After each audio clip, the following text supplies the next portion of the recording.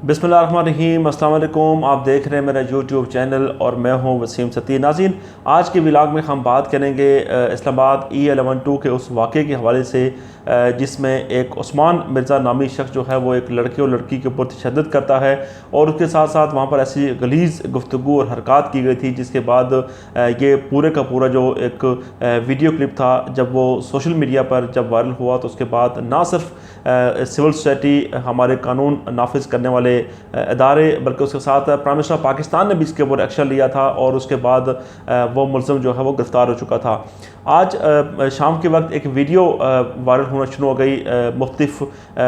जो है वो व्हाट्सएप ग्रुप्स में, उसके साथ साथ फेसबुक पेजेस पे और ट्विटर पे, जिसमें उस्मान मिर्ज़ा जो है वो अपनी जो ज़मानत की वहाँ पर बात करता है, अपने वकील साहब के साथ एक जगह पर तशरीफ़ फरमा हैं, उनके साथ उनके दोस्त वहाँ पर बैठे हुए हैं और उस्मान मिर्ज़ा उसमें वाज़े तौर पर कह रहा है कि जो लोग ये समझते थे कि हमारी ज़मानत नहीं होगी, आज देख लें हमारी ज़मानत हो चुकी है। ये वकील साहब हमारे साथ बैठे हैं, उनकी बड़ी मेहनत है। और उसके साथ साथ अपने दोस्तों की तस्वीर भी वो उस वीडियो क्लिप में दिखा रहा था, जिसके बाद एक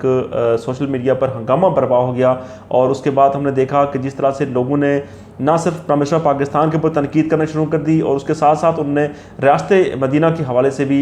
मुख्तलिफ़ किस्म की जो पोस्टें थी और मुख्तलिफ़ किस्म के जो बयानात थे वो दागना शुरू कर दिए। और बार बार ये कहा जा रहा था कि अगर उस्मान मिर्ज़ा अगर यहाँ से बच निकलने में कामयाब हुआ तो इसके ज़िम्मेदार इमरान खान साहब होंगे, और जिसको वो टेस्ट केस बनाना चाहते थे और इस केस को जल्द अज जल्द मंतकी अंजाम तक पहुँचाना चाहते थे, वो इसके ज़िम्मेदार होंगे और ये रियासत मदीना नहीं होता। उसके बाद हमने कुछ अपने जो सोर्सेज थे उनसे जब इसकी कंफर्मेशन ली तो हमें बताया गया कि ये उस्मान मिर्ज़ा की जो वीडियो वायरल हुई है, ये वीडियो उस्मान मिर्ज़ा की इस वाक़े के हवाले से वीडियो नहीं है, बल्कि उस्मान मिर्ज़ा के ऊपर और भी बड़े केसेस हैं। उस्मान मिर्ज़ा इससे पहले कई बार जो है वो जेल जा चुका है, उसके ऊपर मुख्तलिफ नवैयत के मुकदमात भी थे और ये उसकी पुरानी वीडियो है जिसमें एक दफ़ा वो गिरफ़्तार हो चुके थे और उसके बाद उनकी बाकायदा ज़मानत हुई थी और उसके बाद उन्होंने अपने मुखालफिन को दिखाने के लिए वीडियो क्लिप बनाया था। और ये जो वीडियो क्लिप इस वक्त मुख्तलिफ सोशल मीडिया पेजेस पे चल रहा है, ये वीडियो क्लिप बिल्कुल फेक वीडियो क्लिप है, ये पुराना वीडियो क्लिप है और ये उनका नया वीडियो क्लिप नहीं है, बल्कि असल हकीकत इस केस के हवाले से ये है कि उस्मान मिर्ज़ा जो कि अपने ताकत के नशे में धुत थे, उनको शायद इस चीज़ का अंदाज़ा नहीं था कि ये नौजवान लड़के और लड़की के ऊपर तशद्दुद करना और उसके बाद उनकी बरहाना जो है वीडियो बनाने की कोशिश करना उनको कितना महंगा पड़ेगा। अब जो है पाकिस्तान के जो कानून नाफिज करने वाले इदारे जो हैं वो काफ़ी हरकत में हैं और काफ़ी शवाहिद इकट्ठे किए जा रहे हैं उस्मान मिर्ज़ा के ख़िलाफ़, उस्मान मिर्ज़ा के दोस्तों के ख़िलाफ़। और अभी तक की जो इब्तदाई मालूमात हैं उनके मुताबिक 6 लोग जो है वो गिरफ़्तार हो चुके हैं उस्मान मिर्ज़ा के जो साथी थे, और उसके साथ 2 लोग ऐसे हैं जिनकी अभी गिरफ़्तारी नहीं हुई और वो भी इस वाक़े में मुलव्विस हैं। उनको भी इस वाक़े में उनको पुलिस गिरफ़्तार करने के लिए कोशिश कर रही है, उनको गिरफ़्तार किया जाएगा और उनको भी इस मुकदमे में शामिल किया जाएगा। उस्मान मिर्ज़ा को कल सुबह दोबारा अदालत में पेश किया जाएगा और अदालत में पेश करने के बाद, चूँकि पहले उसका रिमांड 3 दिन का था, उसके बाद अदालत से पुलिस ने इस्तदा की थी कि मज़ीद 4 दिन का रिमांड किया जाए, वो जो रिमांड इसका कल मुकम्मल हो जाएगा। और उसके बाद जब उसको अदालत में पेश किया जाएगा तो ख्याल ये किया जा रहा है और पुलिस के ज़राए ये बता रहे हैं कि पुलिस चूँकि इस केस के ऊपर बड़ी डिटेल में जाकर इन्वेस्टिगेशन कर रही है, तो अदालत से यही कहा जाएगा कि मज़ीद 7 दिनों का उनको जो है वो उनको रिमांड दिया जाए ताकि इनसे मज़ीद जो इनके कारनामे हैं, इनके जो करतूत हैं उनको उगलवाया जा सके और इस केस के हवाले से मज़ीद जो इनके पास मालूमात हैं वो भी इनसे निकलवाई जाए। इसके साथ साथ आपको बताते चले कि उस्मान मिर्ज़ा और उसके साथियों के जो मोबाइल फ़ोन्स और उनके जो लैपटॉप्स थे वो भी जो है वो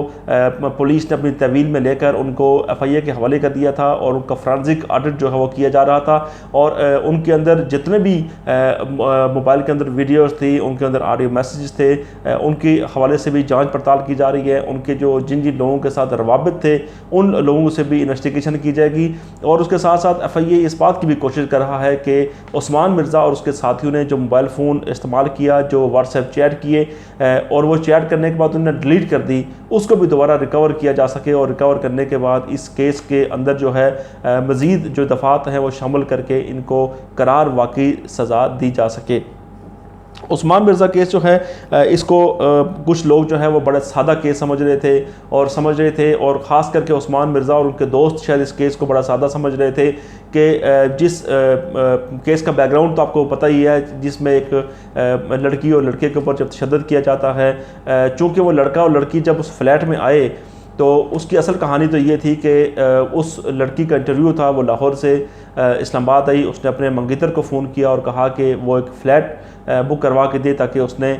वहाँ पर जाना है इंटरव्यू देने के लिए। तो उसने अपने दोस्त के ज़रिए जब वो फ्लैट बुक करवाया तो वहाँ पर ये उस्मान मिर्ज़ा और उसके जो दीगर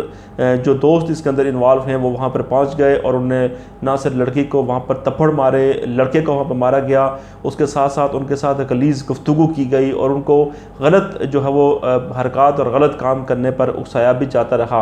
तो ये सादा सा वाक़या था और इसको उस्मान मिर्ज़ा और उसके साथी समझ रहे थे कि शायद जो ये नौजवान लड़का और लड़की हैं ये शायद इस काबिल नहीं होंगे कि उनके ख़िलाफ़ को केस खुल सके और उनसे ख्याल ये किया जा रहा है कि उनसे बाज़ दफ़ा भत्ता भी मांगा गया और जिसकी मालियत तकरीबन 13 लाख के करीब जो बनती है और मुख्तलिफ़ औक़ात में उनसे पैसे वसूल भी किए गए। इसके ऊपर पुलिस इन्वेस्टिगेशन कर रही है और उसके साथ साथ पुलिस इस केस का दूसरा जो पहलू है उसको भी जो है वो नज़रअंदाज नहीं कर रही कि उस्मान मिर्ज़ा का जो पिछला ट्रैक रिकॉर्ड है वो कैसा रहा है। उस ट्रैक रिकॉर्ड में उस्मान मिर्ज़ा के ऊपर किस नौइयत के मुकदमात थे, किन केसेस में उस्मान मिर्ज़ा जो है वो इससे पहले जेल जा चुका है, उनको भी दोबारा जो है वो खोला जा रहा है। और अभी जो 2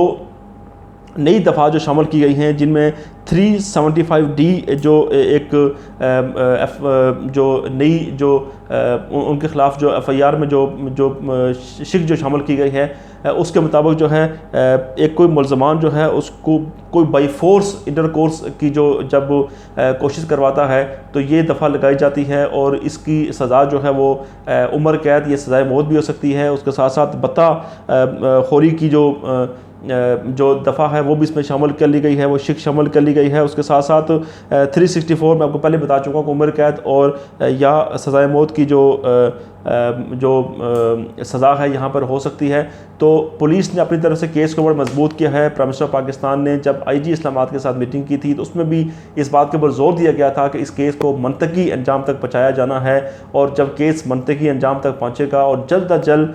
जब स्पीडी ट्रायल जब होगा तो फिर ही जाके इस तरह के जो वाक़यात हैं और इस तरह के जो लोग हैं जो कि इस तरह की एक्टिविटीज़ में मुलव्वस होते हैं, लोगों की इज़्ज़तों के साथ खेला जाता है, लोगों को ब्लैकमेल किया जाता है, लोगों से भत्ता लिया जाता है, लोगों को ज़ाती करने पर उकसाया जाता है। और ये सिर्फ एक उस्मान मिर्ज़ा का मामला नहीं बल्कि इस तरह के बहुत सारे लोग ऐसे हैं जो कि इस्लामाबाद में उस्मान मिर्ज़ा की शक्ल में लोग बैठे हुए हैं। ऐसा कारोबार किया जा रहा है इस्लामाबाद के अंदर, ऐसे हज़ारों फ्लैट्स ऐसे हैं जिनके अंदर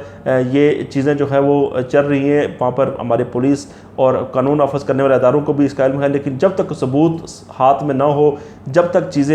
जब तक प्रूफ हाथ में ना हो, उस वक्त तक कोई शख्स उनके ऊपर हाथ नहीं डाल सकता। तो उस्मान मिर्ज़ा का जो केस है ये काफ़ी जो है एक टेस्ट केस के तौर पर ये केस सामने आएगा और आइंदा आने वाली वीडियोज़ में भी आपको हम बताएंगे कि उस्मान मिर्ज़ा की कल जो पेशी है उस पेशी पर भी क्या कुछ होगा वो भी आपके साथ शेयर करेंगे। उसके साथ साथ इसकी फैमिली का जो बैकग्राउंड है उस हवाले से भी डिटेल्स हम अपनी अगली वीडियोज़ में आपके साथ हम शेयर करेंगे।